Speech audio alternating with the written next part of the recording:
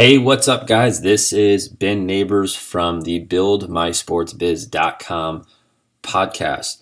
Now, today I have a really good episode for you. We are going to be talking about why crappy coaches in your city are actually good for you and your business. So, this all stems from a conversation I had with a coach last weekend. We talked over the phone. As you guys have heard me talk about, I have a way of talking to you one-on-one over the phone. If you ever listen to the end of our podcast, I always talk about how to do that. And I had a conversation with this guy. His name was George. George lives in Minnesota. And we spent about an hour talking about this, I would say, topic of why coaches in his town are ruining the sport and blah, blah, blah. And he spent a lot of time talking about, what's going on in his town and what he wants to do about it. Right. And towards the end of the call, I was like, you know what, man, it's actually good that there's bad coaching there, because this gives you a better chance to succeed. Because if you can offer something quality, the bad coaching is that's always going to be there. There's bad coaching in every sport. I see it in soccer all the time in my city. I see it and I hear it from all these other coaches now who are listening to this podcast, that watch our videos, yada, yada, yada. So I wanted to come on though and talk about some things that you can do if you know that there's bad coaches in your town, or if you're unaware of that, right? What sort of action steps you should be taking so you can separate yourself from everybody else. So what I'm about to go through, I have 8 different points here. Some of these are stories. So this podcast might be a little bit longer. I know the last couple we've done have been very long, and we plan on doing that. This might be a little bit longer. So I have no idea how long it's going to go. I'm just going to go through these points one by one. So the first thing that I want to talk about is, for you, whether you have started your business or not, right? It doesn't matter to me if you're a coach and you want to help kids and you are successful coaching, or you want to get out of coaching high school and you want to start your own business. To me, it does not matter. The number one thing that I did, and I've told this to hundreds of coaches, that, and this really helps you, is going to figure out and doing homework in your city about what are the organizations in my city that, in my position, soccer, right? Who's doing club soccer? Who's doing recreational soccer? And what I did is I went to go out to the fields and I went to go see what the level of coaching is like. And I did this, and I still do this, right? Because it keeps me on my toes as far as, all right, Ben, we need to have something that's better than everyone, right? And if I just get complacent over here thinking that what I offer is the best thing, and in my head, I know I offer the best thing, but if I just am content on that's really not going to be something that ultimately separates me from competitors who might be younger than me. They might have more energy than me. They might be better at social media than me. I have to always make sure I'm at the top of my game, right? And for me, going and doing my homework in my city and understanding the landscape of my sport, that is very important. And these are things that most coaches don't do, to be honest. Most coaches are not going to local recreational practices to watch coaches, to see what holes that they're missing, or going out to club practice or select. Doesn't matter the sport. And the reason why I want you to do that, though, is because it's going to show you what kids need help with. And I have said this over 1 million times on this podcast, but because sports in general, sports is growing, youth sports is getting bigger and bigger. Kids are not going away. Parents are going to continue to have babies. And specializing in sports is becoming bigger and bigger. And what I mean by that is creating a specialized training program for kids. I'm looking at my city right now. We have an elite soccer program. There's a guy who's doing elite basketball program. I just met a guy in my city who's doing the elite golf program. There's elite baseball, hockey, football, like every single sport, tennis. We have multiple tennis academies. These are coaches who started their own business that are not affiliated with any schools, any clubs. They knew that they could create a specialized training program for kids who need extra help. And this is like the main point I want to drive home right here is when you do your homework and you can see what kids need help with, this should be you who comes up with a solution to create that thing that can actually help the kids in a better way than what they're currently getting in their normal practices, right? And that is why I am here. That is why I created this podcast, because I see so many coaches out there who need help as far as figuring out and structuring their business, right? But that right there is number one thing I would do. And I did that from day one. I honestly went to go figure out exactly what kids need help with. I went to high school practices, club soccer practices, rec practices, every single level of soccer you could think of. And that concept is going to apply across any sport. So that is something you want to do and figure out what kids need help with. Now, a step above that is going to games. So you could go to kids practices, stuff like that, talk with organizations, but going to actual games and seeing what is happening in games. And here's what I see. I'm going to tell you exactly what I see every Saturday. I go out to the field. This is part of my routine. I don't do this every Saturday anymore because I just don't have time, but I do this at least 2 Saturdays out of the month. I will go out to the field at 8 a.m., right? I'm watching kids warm up. These could be kids in club soccer, rec soccer, it doesn't matter. I watch them warm up. I can see 90% of the kids are not confident. I can see when the game starts, a lot of kids are hiding from the game. They don't want the ball. So why is this happening? Well, I go back and I look at step one. Well, the training that they're getting is not helping them play good in games. And then I think, well, shoot, what can I do about that? I'm not going to blame their coach. What can I personally do to change that so these kids can perform better in their games? And then I realized, wow, what is the type of training I need to be doing?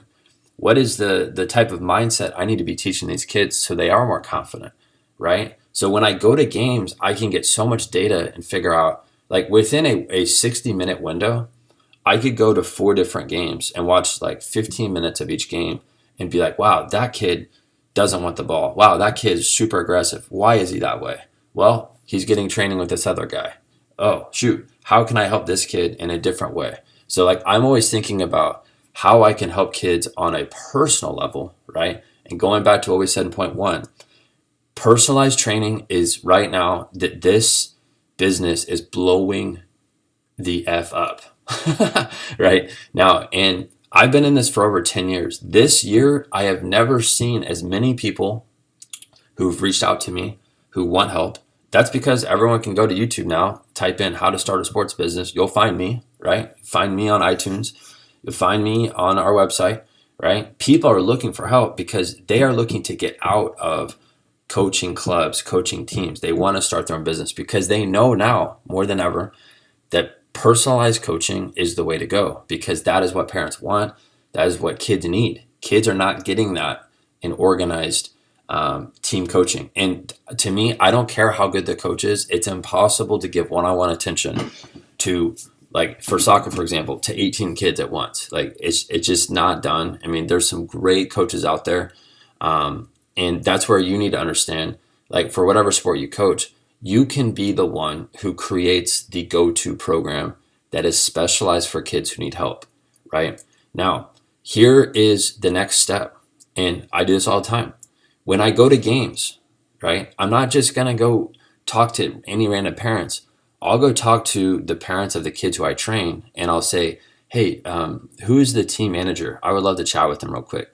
And what I'll do is I'll go talk to the team manager, and there's a team manager for every sport, right? Unless it's golf. If it's golf, you can go talk to the high school, one of the high school parents of the kids who plays, right?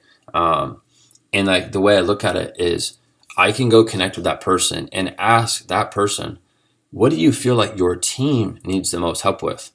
and she'll open up to me, he or she will open up to me and tell me what individually the kids need help with, which is amazing for me because that gives me more information. Even I could go watch a game, but if I can get that from a parent who's been watching that team play for years, now I have a better idea of exactly how I can help. And then in that same conversation, I can offer her, I could say, hey, I would love to put on a free clinic for your team. We can address these areas in 1 hour. And I would love to do this because I know it can help out your team. But this is going to be something that can really help players on an individual level. So that's me talking to a parent or me talking to a team manager at that point. Any coach on the planet could go do that. Like that has gotten me in front of hundreds of kids, right? And remember, I'm not the most, like, I am very confident when I talk to parents now, but like, I'm not the most outgoing dude. Like that's sort of stuff still for me can be awkward, right? But I know if I want to help kids, I need to do stuff like that, right? And so do you. You have to put yourself out there and show parents that you want to help, because this is the way I look at it. Parents never took me serious until they understood how much I cared about helping. That's just the way it was. And I know it's going to be that way with you, right? So that is going to be very key. Now, here is the next point. And when I had that conversation with George, you guys heard me talk about that earlier. I heard him, and I know he's going to listen to this podcast. It doesn't matter because we talked about this already on the phone, is you don't want to complain about what other coaches are doing. I want you to come up with a solution. So I actually love, and I mean, I love that there's crappy coaches all over my city. You know why? Because that helps me separate myself even more from what they're doing, right? And I want you to think about that. I love that there's crappy coaches, right? That makes my business better. That makes my business more appealing. That makes more people want to come train with me, right? And I'm not saying I love that kids are getting horrible training. I'm not saying that, because I want kids to get better training, but I wouldn't exist unless there was crappy coaches, right? Because there's crappy coaches, that allows me to understand, wow, I have this huge opportunity to help kids on a level that they're not getting in their current sport, right? They're not getting in their current practice. So I can be the one. I can be the one that provides a solution. So instead of complaining about what all the other ding-dongs in your town are doing, like, understand it's your responsibility now to create the solution and recognize, you know what? The more popular that your sport gets, the better it is, because the worse of quality coaches are going to continue to keep coaching. And the better that you get with your business, the better you get with your coaching, the more quality your program is. And that's going to help you stand out 10 times more, right? So you want to be the person who comes up with the solution, not the one who keeps complaining about what coaches are doing. And I'm laying the law down now. If you call me and you talk about, oh, well, the coaches are so bad here in my city, good. All right, that's awesome. That's better for you, right? I would be like, oh crap, that sucks. If you were like, man, the coaches are great in my city, right? Because that's gonna make it harder for you to stick out, right? So I know that sounds a little weird when I say, like, I'm happy that the coaching's terrible in my city, but guess what? That's better for me. That gives me more of a chance to help more kids on a level that I know they can't get help with, right? So I know it's kind of a strange way of looking at it, but in the reality, that is how you should look at it, right? And I even put myself in the same shoes as George. Like, I used to be like, golly, these coaches are garbage. Like, and that's just me being real. Like, I knew that, and it took me time to realize, wow, like, what the heck am I waiting for? I need to go do something about it. Like, I'm not going to just sit around and talk about how bad these coaches are. Like, I don't need to talk about them. I need to go focus on how I can actually make a difference and make a change, which is the next point that I want to talk about. And like, you guys have heard me talk over the last couple of podcasts. Hopefully you've listened to the last 3. But like, you guys have heard me talk about being ruthless with your mission. And when I say that, I mean, like, when you know you want to help kids and you have something that can really add value, you need to be ruthless with your mission to help as many of those kids as possible, right? Now, if you're in my mastermind right now, you will know that it's not about helping every single kid in your city. It's about helping the most committed kids, the most committed parents. And how can you position yourself in front of those people only and weed out everybody else, right? But when you are on a ruthless mission, that means a couple things. Number one, if I'm on a ruthless mission, that means in the morning when I wake up, like no one's going to call me. And if they do, I'm not talking to them. Like I only take scheduled phone calls. That's number one. Number two, when I wake up, I have a to-do list that I'm going to knock out before 8 o'clock in the morning, right? That is done. Number three, like in order for me to be on a ruthless mission, I need to be in contact with parents all of the time.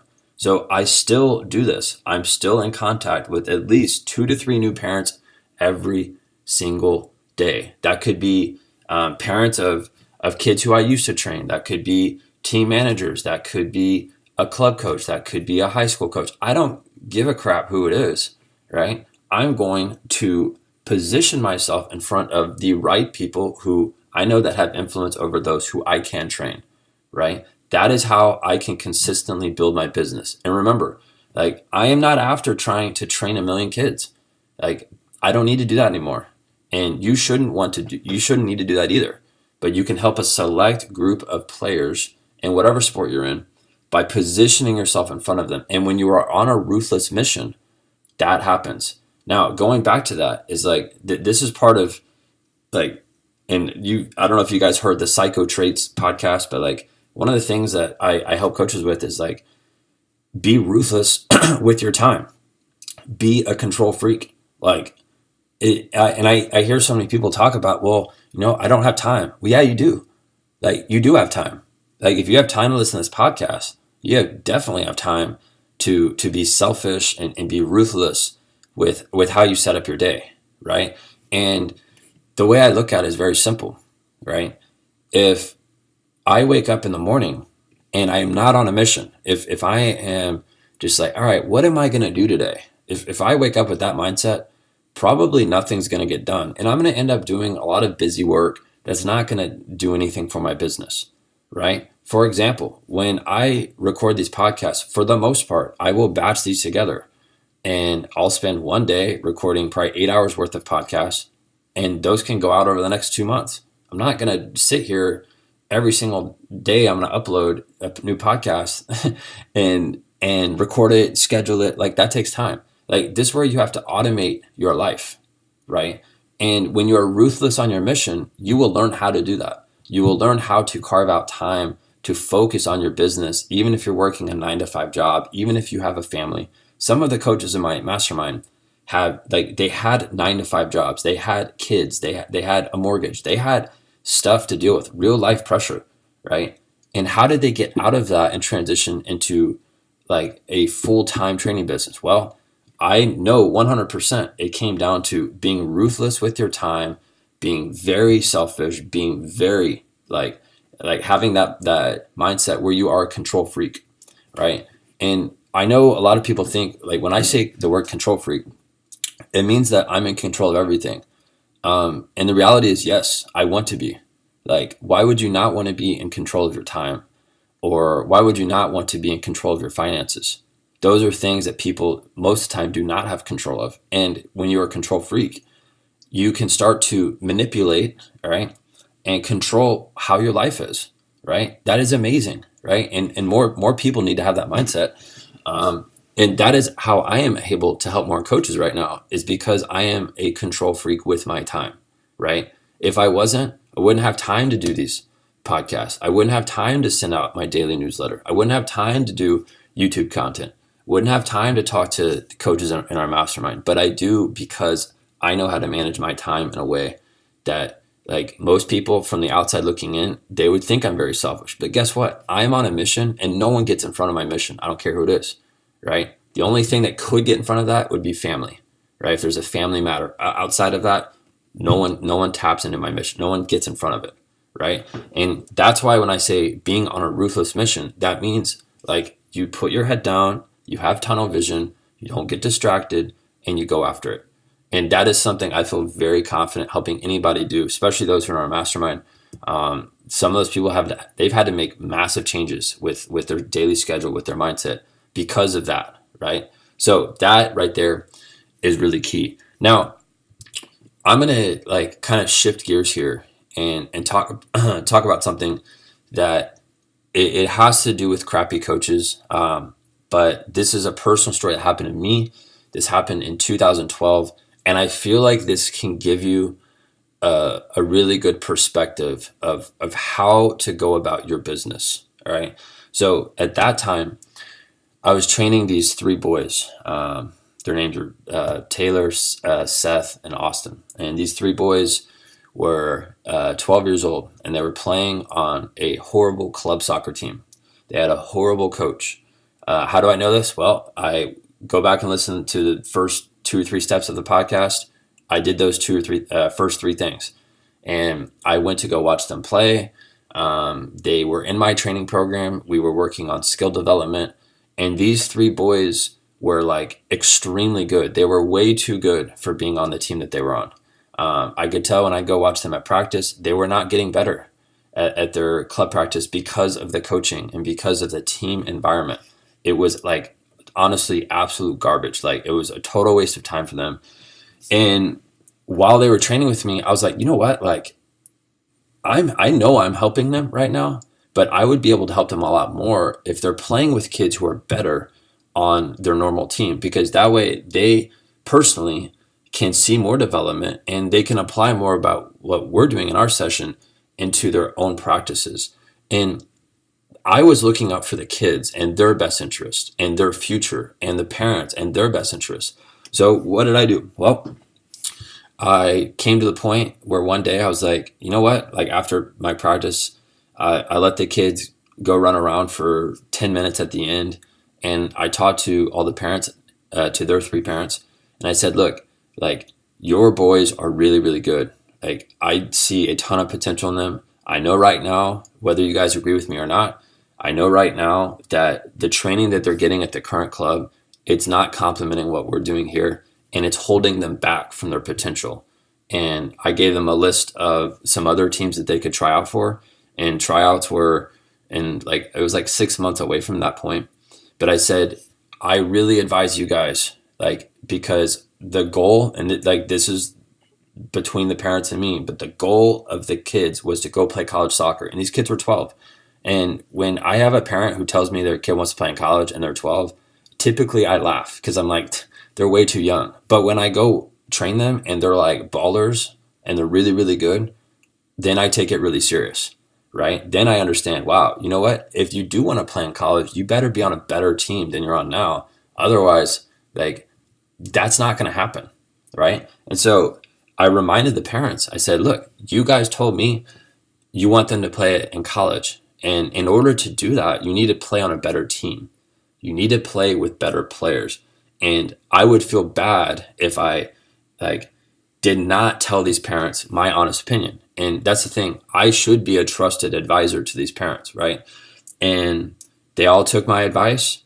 Within 2 months, they all left that club, just like how I asked them to do, because my genuine interest was helping the kids only. I don't care about the club. I don't need to be buddy buddies with anybody in my town. All I need is players who I'm working with, and I'm going to serve them in a way where if I ask them to do something that's very difficult, like they're still going to do it because they respect my opinion. They know I've been this in this game of training for long enough to know that, wow, you know what, Ben, you have helped over 200 kids get to college. So we are going to listen to you no matter how hard like what you say is going to be for us or our kid. So they took my advice, they left, and that club's director is absolutely hilarious. But somehow he found out about what happened because those were his three best players that were in the whole club, like spanning between ages of 12 all the way to 18. And he wrote an email to the entire club, to literally 1,500 parents. And I have the email. It's hilarious. It's sitting here right in front of me. And I have this saved as a PDF on my computer because I open up this email about once a month to look at it because it fires me up. It motivates me. And I'll just read off just a little segment of it. It says, hey parents, I'm not going to disclose this guy's name, but he says, "Hey parents, I wanted to bring light to a situation that happened recently with some players who are training in our program. And you need to be aware of Ben Nabers from Nabers Soccer Academy. He is convincing parents to leave our club and trying to tell 12-year-olds that they should play in college. And this guy doesn't know what he's doing." Like, he literally just ripped me in this email. And one of those three parents sent me that email.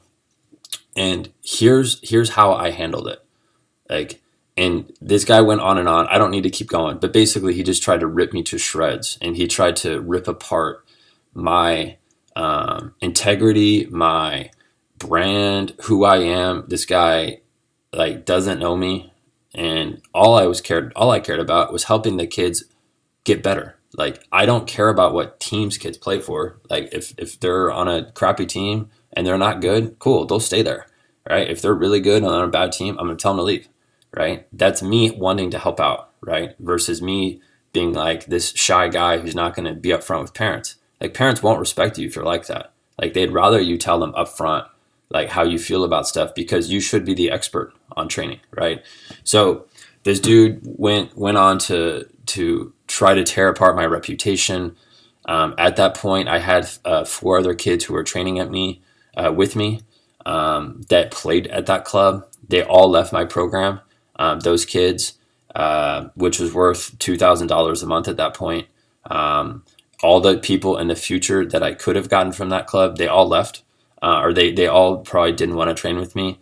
And this guy proceeded to do that a couple more times, because like what he wanted to do was make sure that I did not exist.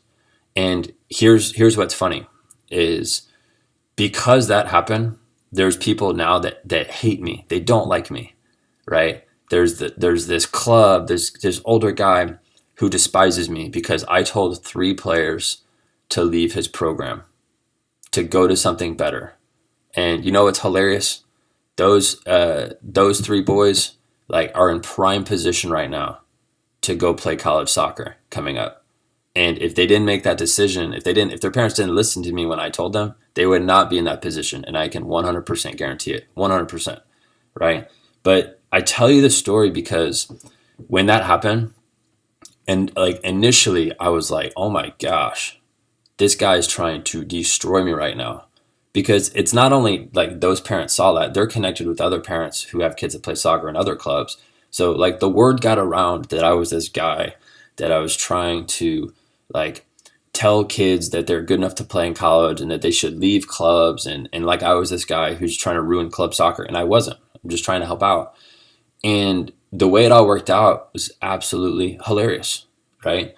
Because I knew that if I just stayed on my mission, like I talked about earlier, and I have tunnel vision, and I'm like, you know what? I did this to help kids out. I did not do this to help out a different club. I don't care about that. I need to focus in on helping more kids.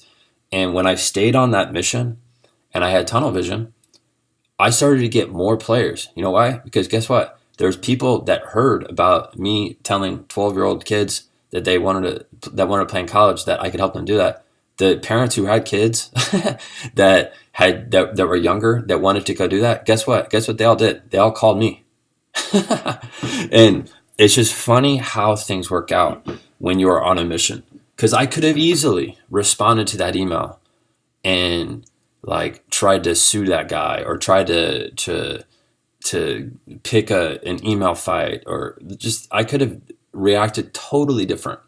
And I will tell you, I was depressed about that for a couple of months. But once I realized, like, wait a second. I'm here to help kids, and I don't care about anybody else. Like, I do not care about other coaches. Not one bit. I don't give a crap about what anyone else is doing. I care about what I'm doing and how I can help kids. And when I put that tunnel vision back on, I was like, all right, this is awesome. Now, guess what? Now I'm not liked by some people. Good. Right? Some people who have never met me, that don't like me. Awesome.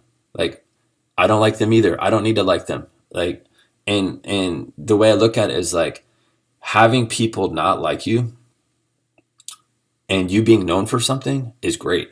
Like you taking a stand for something, like how I did, where I was like, you know what, I care about the player more than I do about the team. I want to help them transition into something that's going to be better for their future. And that's what I did, right? And that leads me to my next point.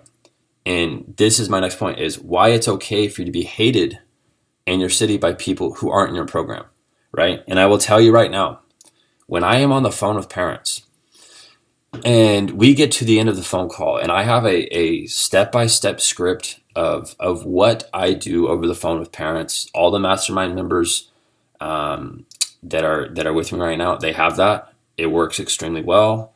It converts parents on a phone call into a client, into a customer. And towards the end of the call, I always wrap up the call with my commitment, what the price is. And I've done that for years. That aspect has not changed. And I tweak things every once in a while. And I'm always looking to test things.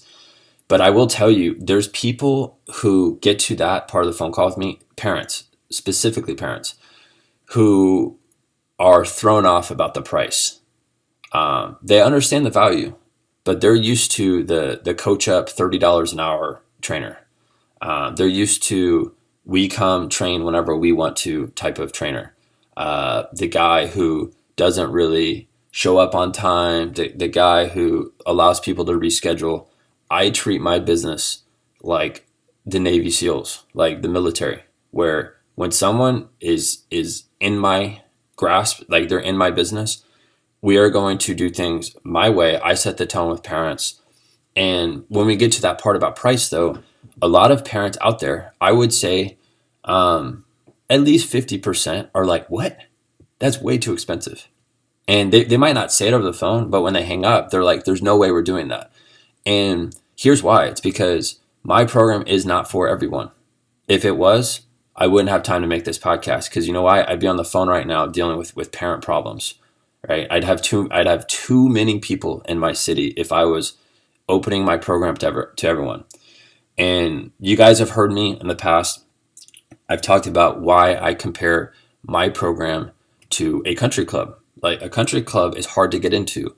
A country club, there's a waiting list. Like, you have to have a certain level of commitment. You have to be a certain type of person. Like, and that's fine. Like, being picky with who you train is the best thing that you could possibly do, because that allows you to train the perfect person that you want. And that doesn't mean that they have to have a certain amount of money, but that just means they have to be committed to a certain level. And when I can confidently tell parents now, in order to be in my program, you have to be committed to a year. If someone's like they laugh and they're like, there's no way we can do that. Good. I don't want them. Right? I don't need them. I don't need them in my program, because their kid and them, like the parents, are not going to be committed. Right? And that is why it is okay for you to be hated. And I will tell you right now, my reputation here in my city it's probably very funny. The people who are in my program, I know this for a fact, they absolutely love me. Like, they have me to dinner all the time. I know their kids very well. Their kids look up to me like a mentor. People who are not in my program, who've never trained with me, who have maybe got on a phone call, or they've heard about me through other people. If it's people who have trained with me, they probably have respect for who I am. If it's from someone who talks about the price and they don't understand the value of the program, then they're not going to like me straight up, and they'll never reach out to me. Good. I don't need those people, and neither do you. And that's the way you have to think, because if you're trying to serve everybody in your city, you do not become known for something. There's nothing that you're standing for. You're just open to training whoever, and some little 4-year-old could come train with you, and then the next hour, a 23-year-old guy who plays rec soccer could come train with you. Like, you got to be known for something, right? And that's why it's okay. For me, I am so, like, I don't want to say narrow-minded, but like I'm so sold on the idea about like why you shouldn't care about what people think about you, and why you should only care about like the opinion of those who are customers, because those people do matter. They are in your program, right? And that right there, I know if you actually follow that, that will make you thousands of more dollars this month, and that will weed out all the negative, toxic people from your program in the future, right? Now, this leads me to my last 2 points here, okay? thank you guys for sticking around on this podcast. I know, like, I've gone through all these points. I want to go through everything in depth. This way you can really, really get where my mindset is. But the next point here is, like, because you understand that there's a gap in the between coaches and players that you can fill, right? And this does not matter the sport. This doesn't even really matter the service. It could be the same thing. Like, if you're a teacher and you know kids learn better individually and you want to be a tutor, like, this is all going to work out the same, right? But this is the best possible time on the planet to start your business, because there is a lack of coaching, of quality coaching. There's not a lack of coaching. There's a lack of quality coaching. And I'm going to tell you something that is shocking to hear, all right? But this is the reality in my city. And I look at soccer. Soccer is my sport that I coach. And you will find this in any sport out there. And I promise you, if you do enough digging, if you do the steps that we talked about in this podcast, you will find this out. And in my city, in soccer, the average coach who coaches club soccer, these are supposed to be quality programs.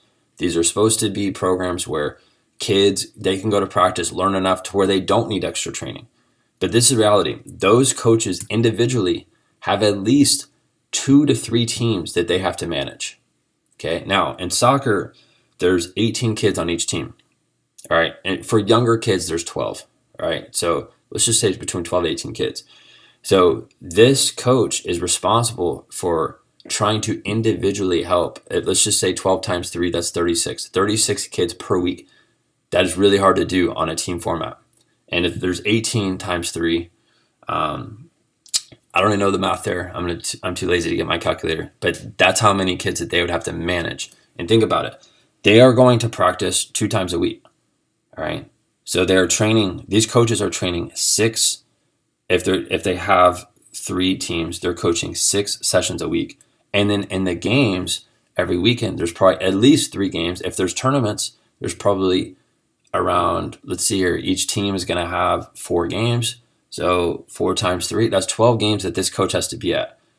There's no way on the planet that coach is going to have the mental capacity to help that many kids individually. It's impossible.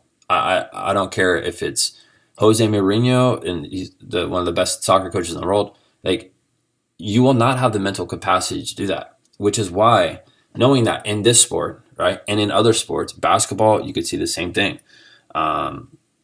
Anything out there, coaches are not going to have the mental bandwidth to give kids individualized attention. Sorry, that is a tongue twister. Individualized attention. Coaches are not going to have the bandwidth to do that if they're having to look after that many kids, right? And that is why, if you're listening to this podcast right now and you've stuck around this whole time, this is your opportunity to create the best thing in your city where you can but you can not complain about the crappy coach anymore, and you can embrace the fact that you have this thing that is very attractive to kids and to parents, and they're going to want to join what you're doing because you can produce results. And that right there is why you should start now. If you start 2 weeks from now, if you don't start now, it's not going to happen, right? And it shouldn't be me, the one who has to tell you that. You should have the desire and the discipline to get started now, right? But I just laid out all the points of why, crappy coaching, and that's everywhere. I don't care where you're at. Here in the US, that's how it is. In other countries, it's still like that. I don't care if the quality of coaching is better. If you offer the premier program, you should have the best thing, and you should be relentless on your pursuit to helping others get into your program because you have something that can help out more, right? Now, that is why I said, guys, if you need help with starting your business, your sports business, I am 100% in my head confident I can help you out. I don't care where you're at in life right now. I don't care if you have a 9-to-5 job. I don't care if you're in college. I don't care if you have kids, mortgage, rent. It doesn't matter to me. Right now, I'm helping tons of coaches in our mastermind. We've been growing that group. And I would love to chat with you to see if you're the right fit for that group. That group is not for everybody, right? And if you've ever talked to me over the phone, you have to be committed for at least 12 months. That's how I roll. I only want to help people who are that committed because I can go all in with them at that point. And if you've seen value from our podcast, I can guarantee you, like, that is 1,000 times different because I am helping coaches on a daily basis. I have at least right now 3 hours of time that I'm personally helping coaches build what they're doing, setting up their business with them, setting up all their marketing. And that is the go-to spot. If you've listened to this podcast enough and you know you want to take the next steps, I invite you to check that out. And here is how you do it, right? You go to my website, buildmysportsbiz.com. There is a big blue button at the top of the page that says Call Coach Ben. You click on that button, and from there, there's an application, and it's very specific. And a lot of people, I've been tracking this, about 10% of people who actually land on that page actually complete the form. Like, it weeds people out who are faking from those who are serious about building their business. So go check it out. If you're the right fit, you'll fill that form out. We'll hop on the phone, talk about that, and see if you want to move forward there. And I will tell you, like, it's probably a good thing to go listen to my 2 podcasts called Psycho Traits Part 1, Psycho Traits Part 2. Those, like, are the qualities I look for when I help coaches that I can either teach them and they have to have that mindset, or they need to have that mindset already, right? So it might be wise to go listen to that before we get on the phone. But if you've heard enough and you know that this is something that you want to do with your life, I feel very confident I can help you, and I would love to help you, right? So that's it, guys. I appreciate your time. If you could leave us some feedback on iTunes, and if you have any questions, like I said, go fill out the application form on our site. I would love to chat with you over the phone this week, and I'll holler at you guys later.